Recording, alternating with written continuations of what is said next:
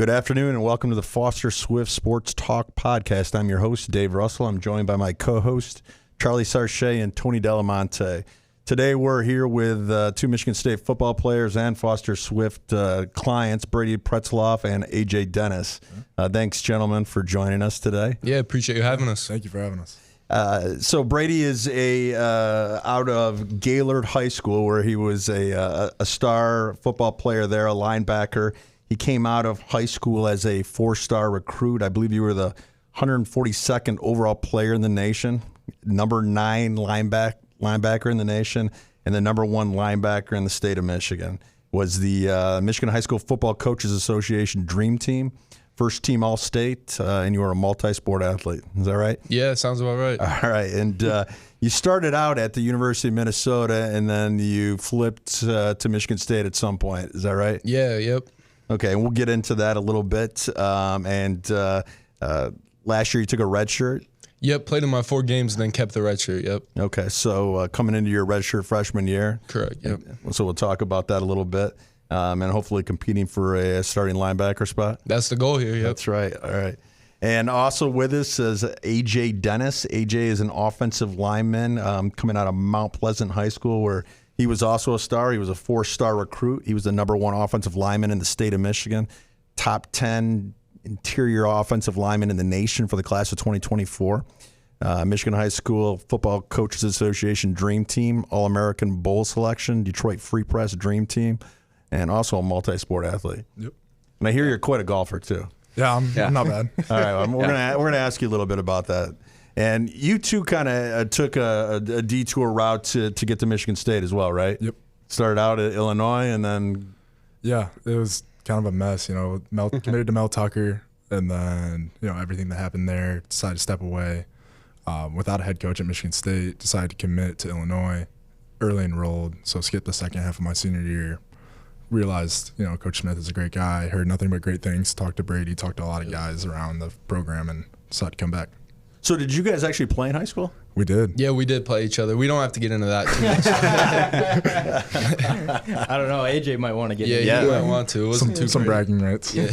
Was that your junior year? Yeah, that was our junior year. Junior year, yep. Playoffs. And then you didn't play each other senior year? No, we ran into the same team, though. So, yeah. They had a good squad. Yeah. Supposed to play freshman year, but they got COVID. Yeah. Or at least that's what they say.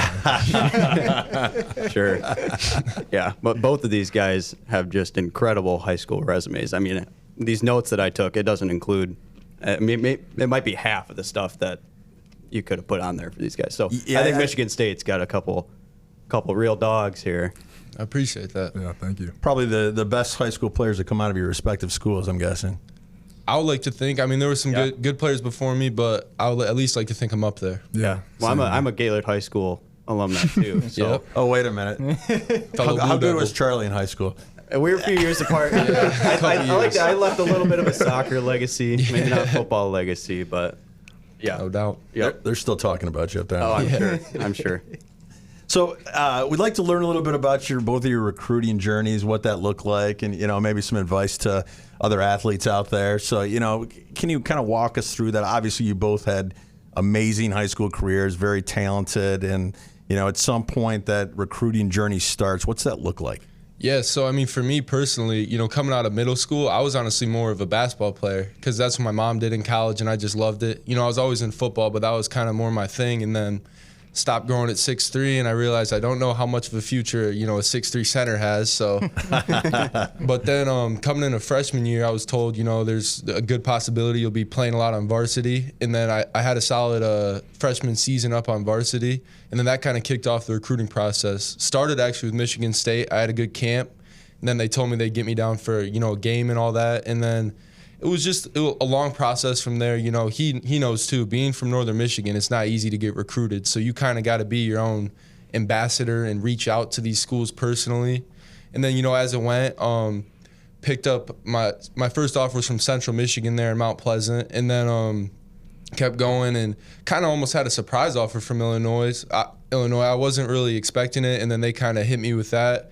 And then that was followed by Minnesota. And, at the time, I thought that was in my best interest to go out there, and then committed there. And then, a couple of things happened. And like you said, we'd probably get into that more later in the show. But eventually found my way to Michigan State. And I would say, you know, anybody kind of in similar positions to me and him, being from, you know, smaller schools, not powerhouses at all, you know, pumping out talent, would just be, you know, you really have to be the one that goes and gets your name out there. You know, no one's going to come find you. You know, put it all on film, but at the end of the day, you have to be reaching out to these coaches consistently and hitting up these camps. You know, that's kind of how I got my recruiting process started and through. So you're shooting emails out, things like that, or on social media, all that? All of it. You know, I probably sent out 100 Twitter DMs a day, followed by 100 emails a day, just trying to hit up any coaches that would be willing to look at my film and trying to get that ball rolling with real offers and that type of deal. And that was a long process. It does not happen overnight, especially from these smaller schools, you know,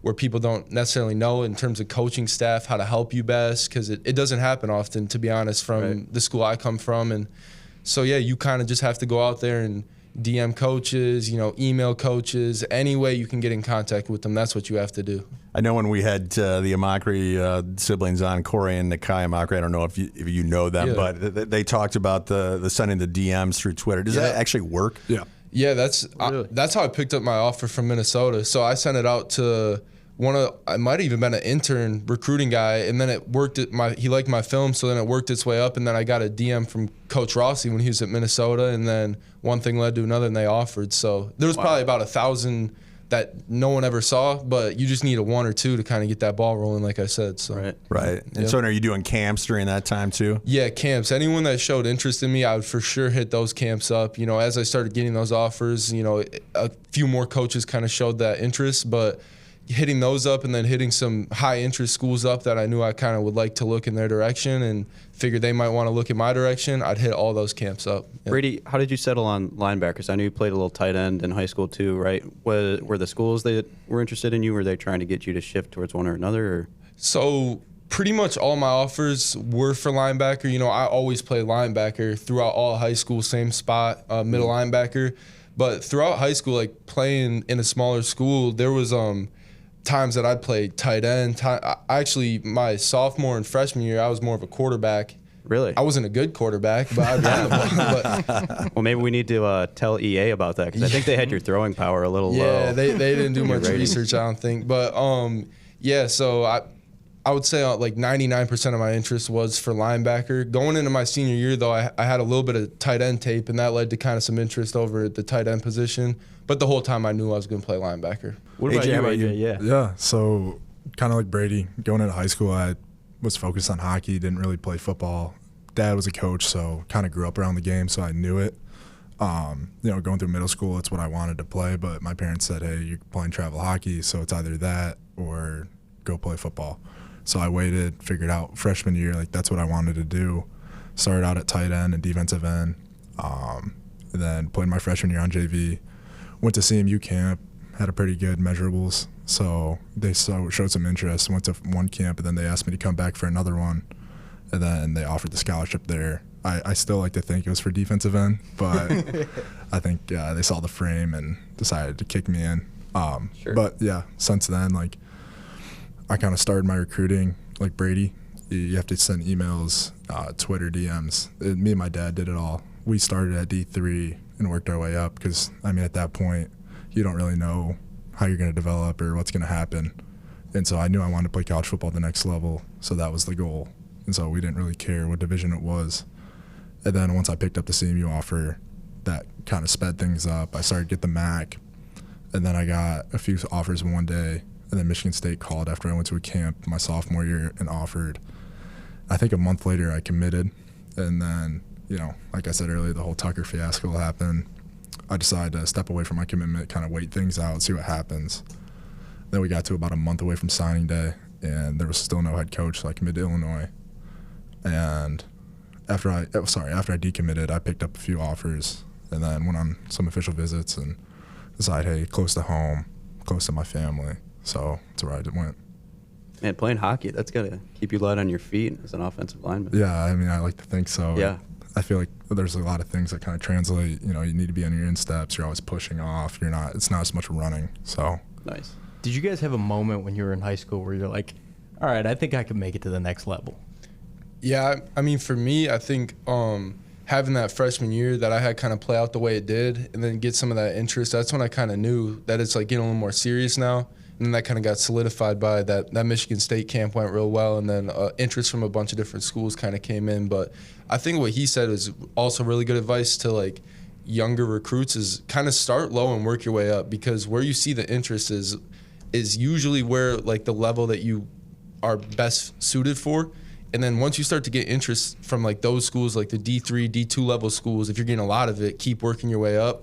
But I would say never to overlook those other schools, because there's a lot of good opportunity there too. I think for me, when I kind of realized, like, we had a couple of guys when I was a freshman, they were seniors and they were getting ready to go off, and working out with them, I kind of realized, hey, like, very similar in athleticism, size. So I think I just need that point. I just knew I needed to put it on tape. When you were going through your recruiting process and taking tours at other schools, what were some things that stuck out to you that schools did that you liked, maybe things you didn't like, just with the general recruiting process?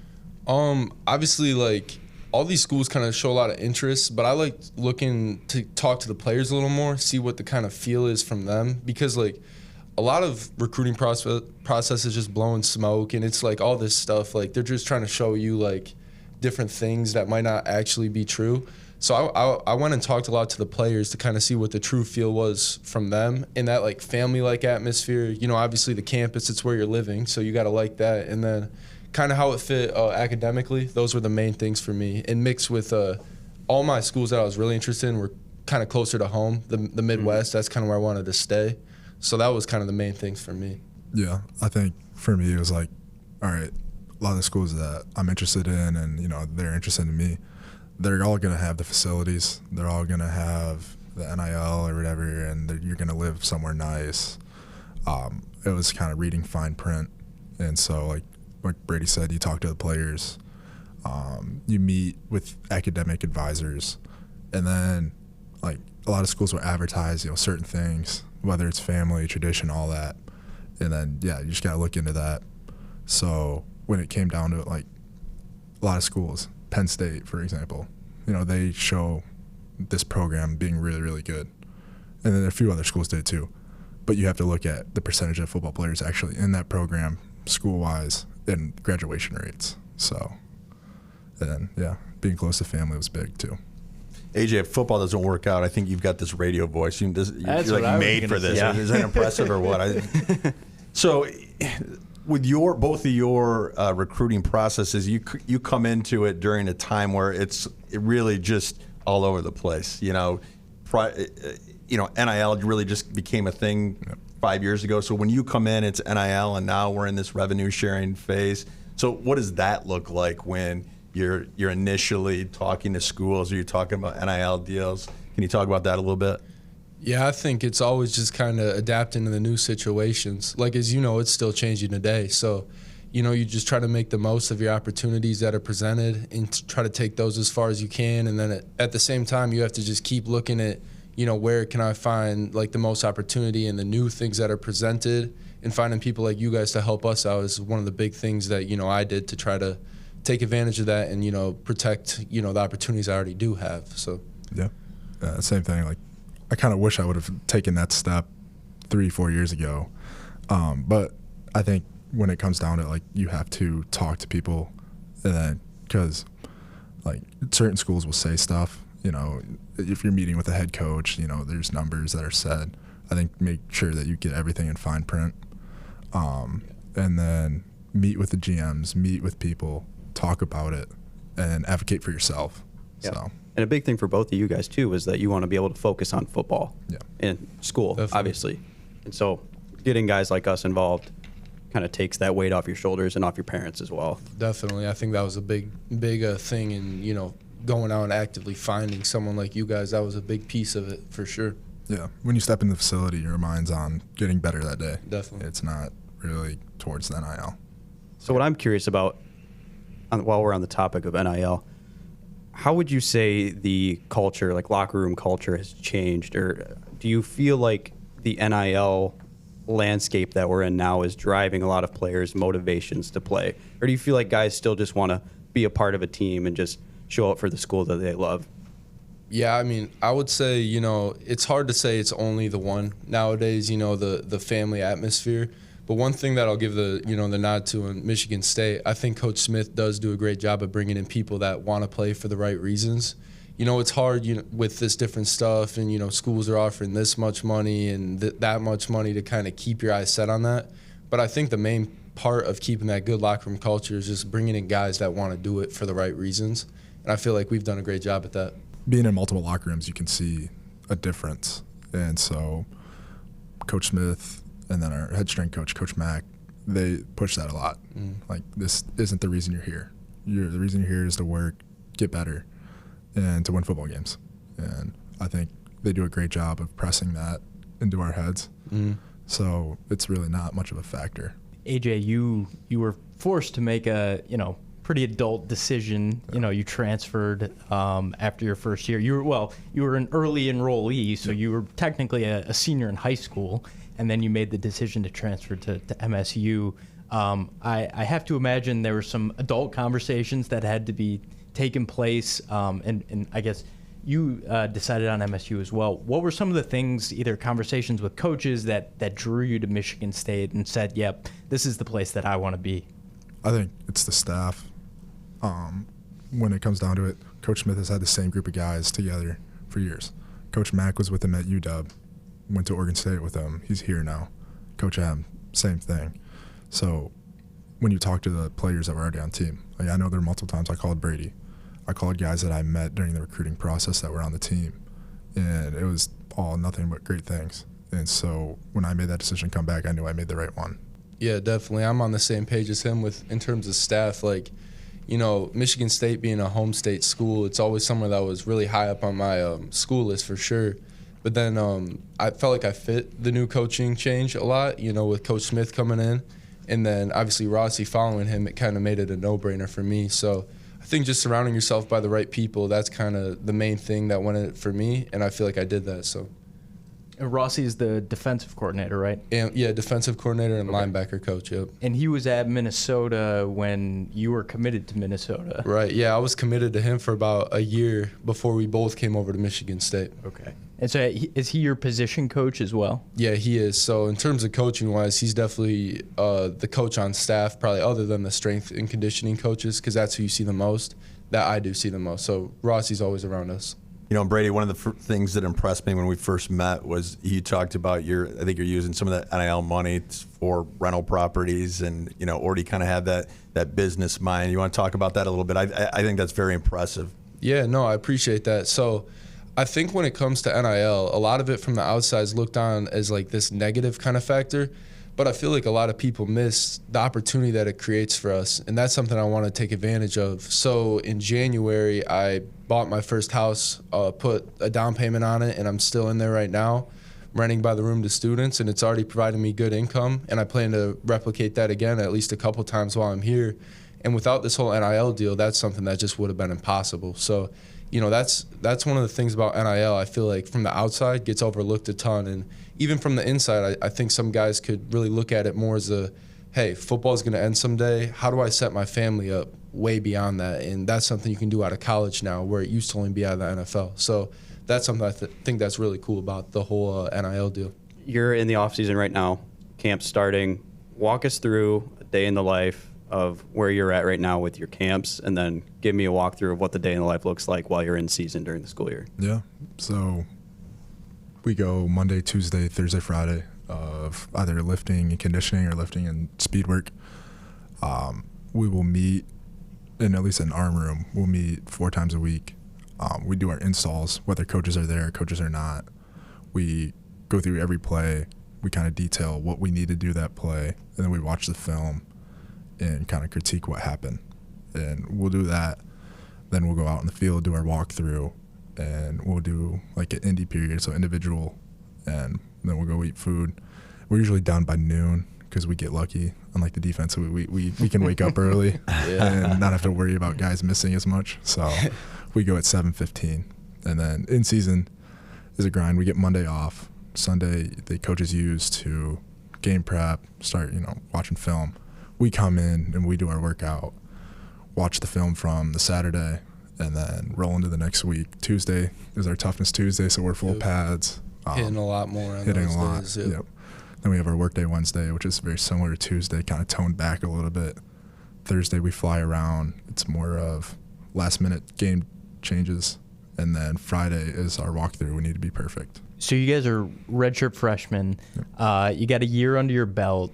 How are you feeling going into year 2? Do you feel that you've sort of improved physically, mentally? You have your feet under you a little bit more?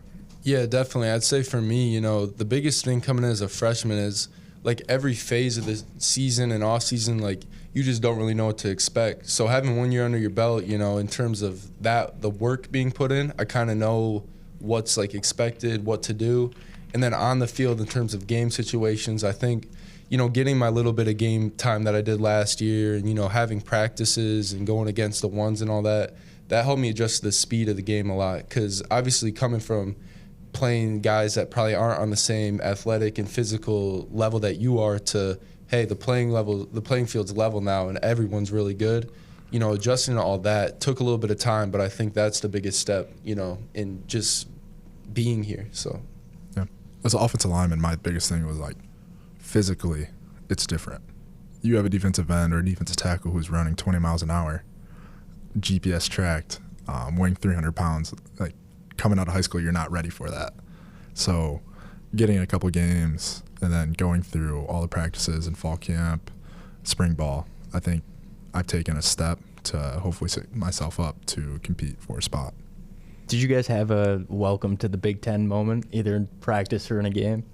Yeah, I definitely did. My first spring ball here, it was like an inside zone play, and one of our tight ends wrapped around, and I did not even see him coming. And big guy, probably like 6'5", 260 maybe plus, and I just got put on my back. And I remember just sitting there looking up at the ceiling like, man, what did I get myself into? But yeah, not too many, but I do have a couple that I always remember. Yeah. During fall camp, we were putting in a new install, putting more gap scheme, so we're running a power. I was at left tackle. I went to pin to the backside linebacker, who happened to be Cal Halliday. And yeah, the work mentality of him with no gloves, just hard hitting, I kind of felt that, got my bell rung pretty good. Mm-hmm. So. And how much time are you working on the playbook, watching film? How much of that is your week? Definitely a couple hours every day, whether it's going over what we already did or getting ready for the next install, watching practice. I think being a student of the games is one of the biggest factors besides the physicality of everything. Do you guys have any juniors or seniors at your respective positions that you're kind of looking up to as mentors for this upcoming season? Yeah, I'd say definitely. Like Wayne Matthews is a guy, he's I think on his 5th year. Darius Snow's been around a long time, and even younger guys like Jordan Hall that have a lot of playing time under their belt. All those guys have a lot of experience, and I just do my best to learn from them. And like he said, even last year with Jordan Turner and Cal Halliday, both great football players and really smart linebackers, just throughout practice, like ask them little questions, and in film, like, hey, how'd you know this was coming, or what set this off in your mind that you knew this was going to happen, and trying to take those points from them because, coaches are obviously extremely smart and they know a ton, but to be able to do it on the field is a little bit different, I'd say. So learning those on the field things from them, that helped me a lot. Transitioning to being in the interior of the offensive line, we had a center last year, Tanner Miller. He was I might have been an all Big Ten guy this year, definitely was an all Pac-12, and just understanding the work ethic and the intelligence that goes behind it. I never really thought of reading safeties and how that can affect the play. Then we have a transfer this year. He's a center, Matt Gublin. He was a 3-time all ACC guy at Wake Forest, and he's super smart, very physical. So kind of like Brady said, you can ask him little questions, like whether it's on the field or in the film room. And AJ, you don't have a set position right now. You're a pretty versatile guy on the offensive line.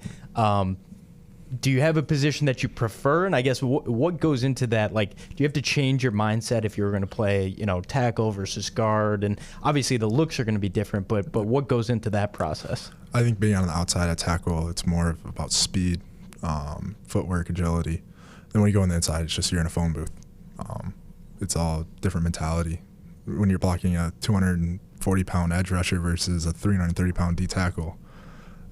It's just you have to flip a switch, I guess. So it's different. Yeah, I would say. I think even blocking linebackers too at tackle, it's a little bit more finesse because you're usually blocking a Sam or a nickel that's outside, whereas you're blocking a Mike or a Will inside. And does that change what you want your body type to be at all, or is it the same? Yeah, I mean, I'm constantly trying to gain weight, but the heavier you are on the inside, I think it helps. But the lighter and quicker you are on your feet at tackle. What would your goal weight be? Would you say ideal? With our offense, probably 305, 310. Nobody is really big, and that's for a reason. You guys both play really physical positions.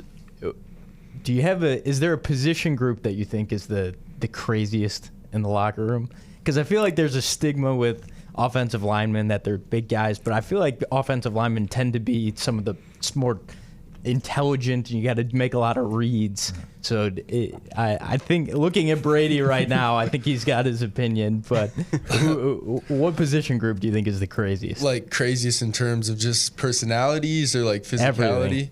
I would say craziest in terms of personality, just bold personalities would probably be up there with the DBs. Like I almost feel like that's kind of how you have to be though. Like you have to think you're the best at all times if you're going to be playing man coverage one-on-one, you know, on an island. So just a lot of bold personalities in that room. In terms of physicality, I'd say both of our rooms are very physical. I mean, you have to be to play linebacker.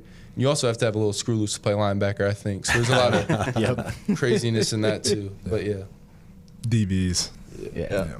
When you walk in the locker room, you hear one of them at all times. They're always going at it with each other, or talking crap to our receivers and tight ends. So Nice. goofiest probably the offensive line. Yeah, I would agree with that too.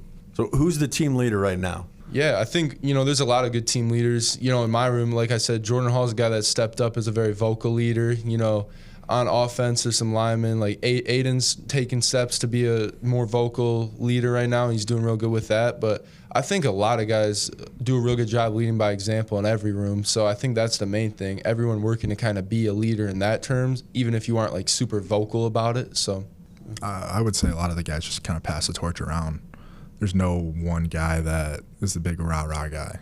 We all, I mean, even us, like we all try to take guys under our wings, whether it's freshmen or guys, watching guys on the field, kind of helping them. I think that's the biggest step of growing, is self-evaluating and evaluating each other. How's the culture feel under Coach Smith so far?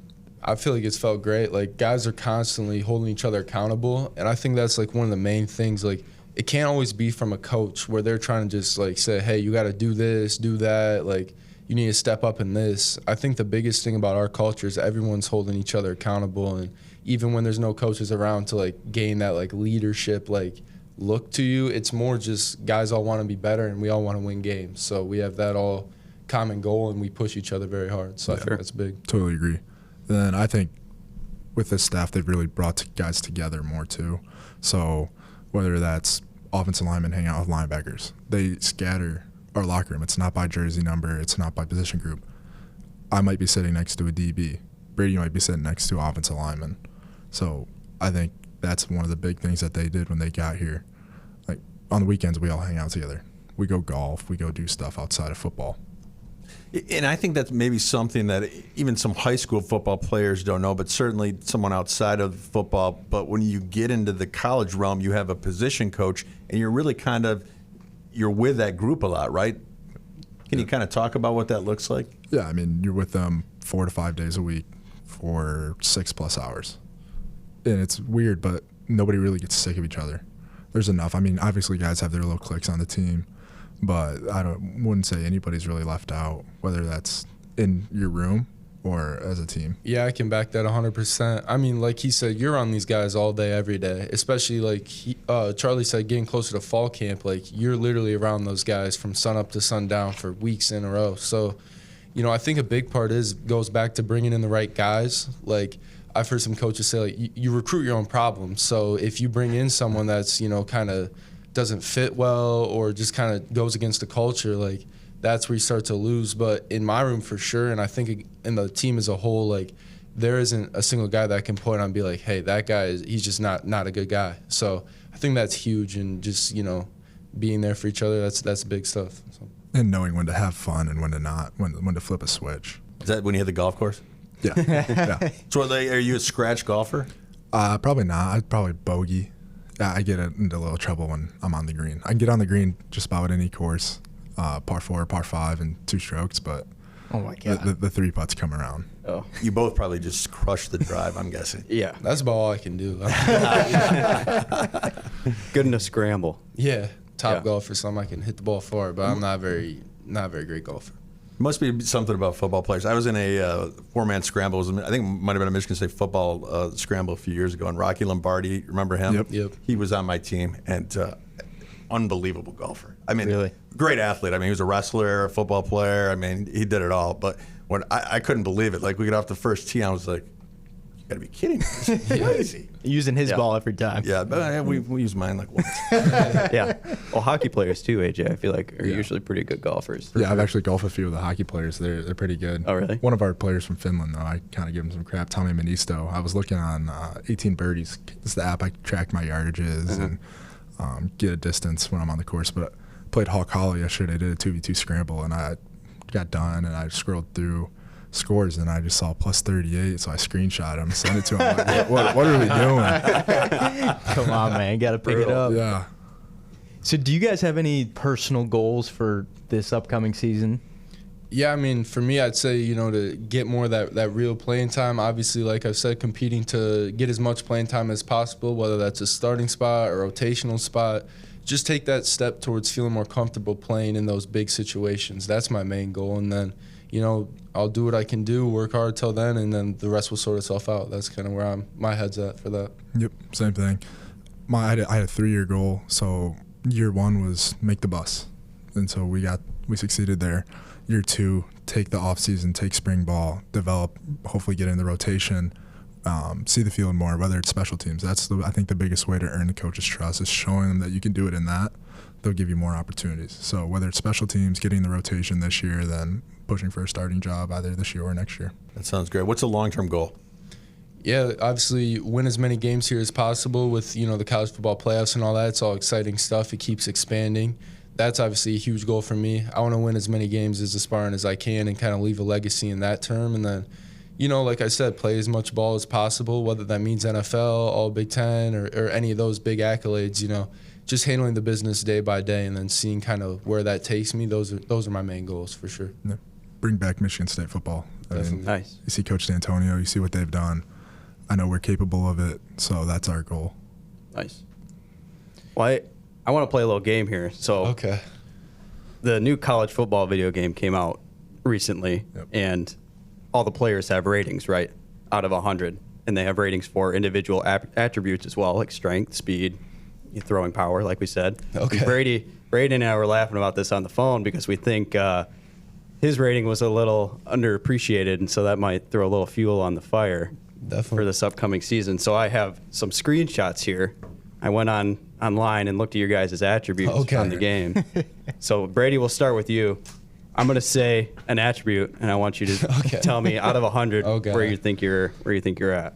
Where So, I'm at? Okay. Yeah. So speed. Speed, I think that's somewhere in the higher 80s, maybe like 87. 83. Okay, All right. I'll take Close. it. Strength. Strength, probably in that same realm. Let me go 86. 79. Ooh, okay. A Disrespectful. little bit. It's all good though. Acceleration. Acceleration, I think that might have been the one I was thinking that was a little higher. Was that one closer to 90, maybe 80? That was 90. 90. Okay, yeah, That was that's what I 90. was thinking of. That I'll was take 90. Stamina. that. I personally think I have solid stamina. You know, we do those game simulators a lot, so it should be decent. But they might have done me a little dirty on that. Let me go 79. 83. I'll take it. All right. Okay, Yeah. okay. Yeah. Not too bad. There we go. Yeah. And then on the defensive side, tackling. Tackling, I feel like that's one of my stronger suits. You know, looking back, I can't think of too many misses, but let's go 83. 73. Ooh. Oh. All right, we need to As get a that out. linebacker? Yeah, Yeah. come on, yeah. Yeah. All right. Pursuit. Last one. Pursuit, I mean, if they gave me 73 on that, but they gave me good acceleration, let me go 80 flat. 78. Okay, Pretty that's good. not bad, not bad. And then your throw power was a measly 24. They haven't watched my film. They didn't know. Well, nowadays they might. They do a lot of banging on the shoulders. So. Yeah. All right, AJ. All right. Do the same thing. We'll put you at, let's see, strength. Ooh, I would probably say mid to high 80s. 77. Wow. Wow. All You right. believe it? Dirty. Acceleration. I have a pretty good 10-yard split. I'm trying to think what would be high for offensive linemen. High 70s. 82. There we go. Yeah. I'll take I'll that. take it. Yeah. Agility. I think I can get pretty. I'm pretty good in and out of cuts. I like to think I could play tight end. So we'll go 81. 78. All right. Close. 78. Stamina. I'm pretty good in game simulators. I'm one of the first or second old linemen. I'm pretty confident in this. We'll go mid 80s. 88. Yep. Wow. Nice. Let's see. Pass block. I'd say that. We'll go 83. 78. Yikes. Yeah. Yikes. Mid-season update. We got to wait on Yeah. What's the overall? Not good. No. Not good. that. Same here. We're not going to talk about it yet. Yeah. Yeah. Right. We don't have Yeah. to put that out there. Yeah. It's going up. Mid-season That's what I'm saying, refresh. Mid-season update. We're gonna bring them back. We're gonna talk about it, and we're gonna see There we where go. they're at. Exactly. Yeah. Did you guys get copies already? We did. Yeah. Okay. They Because gave I us think the it's codes. officially out today. Today, yeah. Yeah. Okay. We got access, 3 days ago? Yeah, I think something like that. It's been out for a little bit. You guys played? Well, I actually don't have a console here on me, so I haven't been able to play. But some of my buddies sent me a couple of clips of me doing some decent plays, so that was All nice right, to there we see. go. Man, come on, Charlie. We gotta work that into the I know. contract. I know. We gotta have a console. What's Exactly. going on over You here? gotta get an Xbox. Brady. I had to go dig mine out and plug it in. So. I think the player faces need some refreshing too. Yeah, I I think haven't it's seen mine. glazed over you guys a little bit. Basically, you're just blonde and AJ just has dark hair. That's Yeah. about it. I've seen Funny. some crazy ones though in the past couple of days, like horrible. Not necessarily on my team, but on Instagram, some dudes just got done dirty. Really? Print those out, put them around the line. Yeah, I was scrolling Instagram and I saw the coach comparisons, and it was just, they're not good. I saw Mike Gundy. That one was the only That one. was good. We had the looked mullet, good. the gray mullet. That guy's yeah. got the best hair. Yeah, I mean, how can you not love that? Oh I yeah. don't know. I did have a last question for you guys. Do you have an NFL player that you look at or study and try to emulate your game after? Oh yeah, 100%. It's always been Luke Kuechly. I love Okay. how he plays the game. I mean, one thing I kind of got to pride myself on is being the smartest guy on the field. Like, I've never been like the most athletic or strongest dude on the field, but if you can know what's about to happen, like Coach Rossi has a big quote up in the defensive room. If you take the first step in the right direction, all the angles change in your favor. So just constantly trying to be a step ahead. That's something that he did that I try to pride myself on. So it was definitely Luke Kuechly. Luke's a good one. Joe Tooney and Frank Ragnow. I mean, both are very versatile guys. Not the biggest, not the strongest, but they're always there to get the job done. Very smart football players. Yep. Losing Frank was heartbreaking. Yeah, I know. That's pretty sad. Yeah. He was a great player. Though. Tate Ratledge. There you Yeah, go. yeah. Next there up. we go. Next man up. Another guy with a mullet. Yep. I saw a picture of him. He caught a giant shark. Giant shark. Yeah. Great weight. Yeah. Wild. Man. So last question from me, and you kind of answered this a little bit earlier, but for those guys that, and you do have a lot of young athletes that look up to you guys, what's your advice? They're starting to, get into that recruiting process. What do you say to them? What should they be doing? Yeah, definitely. Like day to day, you got to handle like the boring things that take you to that next level. Like consistently eating right, whether that be meal prepping or just choosing the right stuff and making sure you're always hitting your lifts as hard as you can. And then doing all that stuff day to day will translate over the field. It's impossible for it not to if you do it right. So that type of deal to, work your way onto the field and getting that film right. And then back to what I said earlier, you have to be your biggest ambassador, and you have to show these coaches what you put on tape. Yeah. Don't be afraid to reach out, and then always do extra. Like even today, we go up there, we do an extra workout. You always have to take time to separate yourself. And then one of the quotes my dad always hit me with is, "Show me your friends, show me your future. I'll show you your future." So surround yourself with people that have goals. Well, and AJ, you talked about having that 3-year plan. I thought that was a great illustration of, okay, when I get here, this is how, this is what I want to do, and I have a plan going forward. So I thought that alone was good advice. I really enjoyed talking to you guys. Obviously, you're firm clients. We're going to have you back. We're, three of your biggest fans right here. So look forward to watching this year. Best of luck. Absolutely. Couple last questions for me. All right. Upcoming games. What are you guys looking forward to? Any games stick out? I mean, obviously, the school down the road's the biggest one. All of us have that marked already. That's the game. So, yeah. I think a big one for me, too, will be that Minnesota game. A lot of those guys I got pretty close with and, that type of stuff, the staff. So that one I'm really excited for.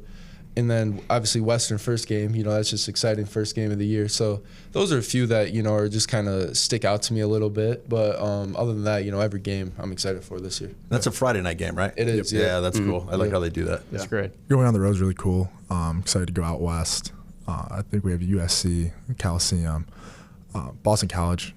I think we both went last year. Yep. They rush the field. You get the phones in the faces. Kind of sour taste from last year. And then, all of our home games, I think, are fun. Hopefully we can keep them closer and, pull out more wins, keep the fans in the stadium. So. Nice. Absolutely. Yeah. Last question. Favorite spot to eat in East Lansing? Where are you guys at? You want to start this one? It's a good question. I got a few of them. I got a couple. I'll let you go first, though. I want to hear what you're thinking. If I go burger, it's either Dagwoods or Crunchies. Dagwoods is very underrated. Yeah, I can get 3 double cheeseburgers for $15. Stir fry. We have red card, so it's kind of the way they feed us. I'm a big fan of Fueled. It's custom stir fry out on Lake Lansing. And then Ohana. I love sushi and hibachi. So those are probably 3 big ones. So those were definitely the ones out. Fueled is my favorite one because big portions, really good food, and it's good for you stuff. Super healthy. And then Ohana too, that's up there for me. Both those are on our red card, so that's nice. Ohana, you kind of got to save a couple days maybe to go out there, but all you can eat sushi. I mean, there's not much more better than that. So how about the Lou and Harry's burger? Have you had that? I have not. I've heard it's good. Me neither. You gotta check that out. It's a top 5. Yeah. Really? Yeah. Okay. All right, maybe the 5 of us need to check that out. I think. All right, I think so too. Yeah. I've been trying to explore more pizza places too. I might butcher this. Toraminos, monster pies. Really? Yeah, you can get Torminas, yeah. I can There's one in Ann Arbor too. Yeah, Sorry. I think, Pepino's, I think is pretty good too. I've had. I haven't had that one. That's not bad. Bell's is great. I like Bell's a lot. I've heard Bell. Yeah, that's the Greek one. Yep. Okay. Portnoy reviewed it when he came to East Lansing. What do you give it? Oh, I think it was like a high 6, maybe a low 7, but I don't know which if is I a can trust decent that. score. Yeah. I mean, I'm a Detroit pizza guy. I don't Right. like Chicago or New York as much. So. Sure. Those are our last free shout outs to those restaurants. Yeah. You want to free reach ads, out to guys. us. Our name and number will be in the credits. So. Exactly. Get some NIL deals with these that's guys. right. And, There you go. Fueled hit us up. yep. All right. Well, thanks so much, guys. This was a lot of fun. Like I said, we're going to have you back for sure, and we'll be following this year and checking in soon. So Perfect. Thanks so much for joining us. Appreciate you having us. Thanks for Appreciate it, having guys. us.